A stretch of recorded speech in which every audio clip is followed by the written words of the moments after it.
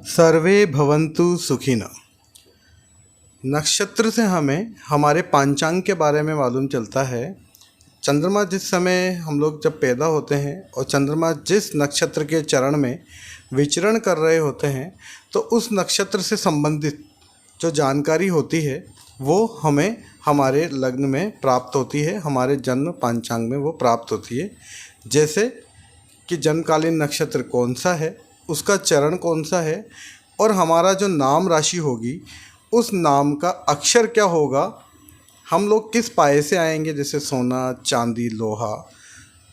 वर्ण क्या होगा, क्षत्रिय, ब्राह्मण, शूद्र। वैश्य क्या होगा, चतुर्पाद होंगे या किस तरह से होगा। नाड़ी कौन सी होगी या हमारी योनि कौन सी है उस नक्षत्र के अकॉर्डिंग, और हमारा गण क्या है, ये हमें हमारे नक्षत्र से ही मालूम चलता है।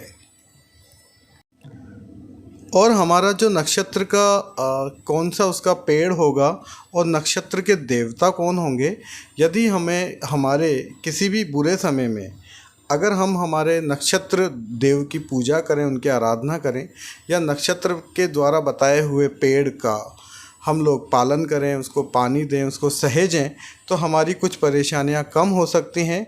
नक्षत्र को हम अपने अनुकूल बना सकते हैं। यहाँ हमने हर नक्षत्र की सारणी में उसकी विशेषता बताई हुई है कि वो नक्षत्र की क्या क्या विशेषता हैं, उसका कौन सा पेड़ है और उसके कौन से देवता हैं, ताकि हम लोग उसकी आराधना कर सकें और हमेशा नक्षत्र को अपने अनुकूल बना सकें। नक्षत्र क्रमांक में 19वें नंबर का जो नक्षत्र होता है वो मूल नक्षत्र होता है। धनु राशि में मूल नक्षत्र के 4 चरण पड़ते हैं। तो जो भी व्यक्ति पैदा होगा उसकी जो राशि होगी वो धनु ही होगी। सक्रियता में ये सक्रिय है। वर्ण इसका कसाई का है। निर्माण क्षमता, निर्वाह या विसर्जन में ये निर्माण क्षमता रखता है।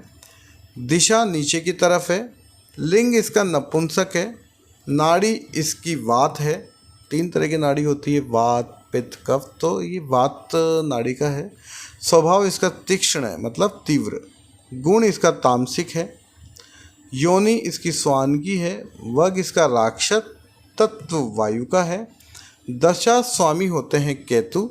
जो भी जन्म लेगा इस नक्षत्र में उसकी केतु की दशा होगी पैदा होते ही, और वो 7 साल तक, 7 ईयर्स तक के लिए रहेगी। चिन्ह जो है एक साथ बंधा हुआ जड़ों का गुच्छा। जड़ों का जो गुच्छा होता है वो एक साथ अगर बंधा हुआ है तो वो मूल नक्षत्र का चिन्ह है। देवता हैं इसके राक्षस, विच्छेदन की देवी।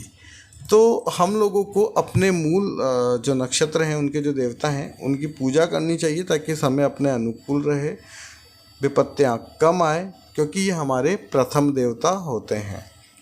नक्षत्र वृक्ष है शाल। शाल का पेड़ हमें लगाना चाहिए अपने हाथों से और उसकी सेवा करनी चाहिए, ताकि हम अपने समय को अपने अनुकूल बना सकें। मूल नक्षत्र में जन्मा व्यक्ति विद्वान, खुश, धनवान, लेकिन रोगों से पीड़ित होता है। अगर वो चोरी करने लग जाए तो वो बहुत बड़ा चोर होगा। पकड़ाई में आने की संभावना उसकी कम होती है। उसमें वाक्पटुता अच्छी होती है, लेकिन वो धोखेबाज हो सकता है और दूसरों को परेशान करने वाला व्यक्ति होगा, लेकिन धनवान होगा। मूल नक्षत्र एक तीक्ष्ण और दारुण, यानी तीव्र और डरावना नक्षत्र है। इन नक्षत्रों में भी काम होते हैं। अगर किसी को गलत काम ही करने हैं किसी तरह के, तो वो मूल नक्षत्र में कर सकता है। जैसे छिप कर के आक्रमण करना है, या तंत्र विद्या कोई करनी है, या किसी को डराना है, या किसी के पीठ पीछे चुगली भी अगर करनी है, तो वो मूल नक्षत्र में करेगा तो वो सफल रहेगा।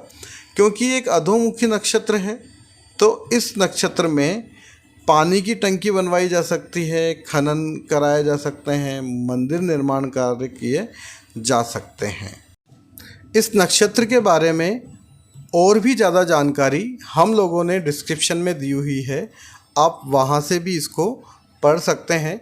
अगर आपको कोई समस्या है, किसी भी तरह की जन्म कुंडली आपको दिखानी हो, तो आप उसका विचार हमसे प्रकट कर सकते हैं। हमने हमारा नीचे ईमेल आईडी लिख रखा है, आप उस पे हम अपनी जो डिटेल है, जन्म, पैदा होने का समय, आपकी जो लोकेशन है, आप कहाँ पैदा हुए हैं, किस तारीख को आप पैदा हुए हैं, रात और दिन अवश्य लिखें, ताकि हम लोग उस पर अच्छे से विचार करके आपकी समस्याओं का जितना हो सकेगा समाधान करेंगे।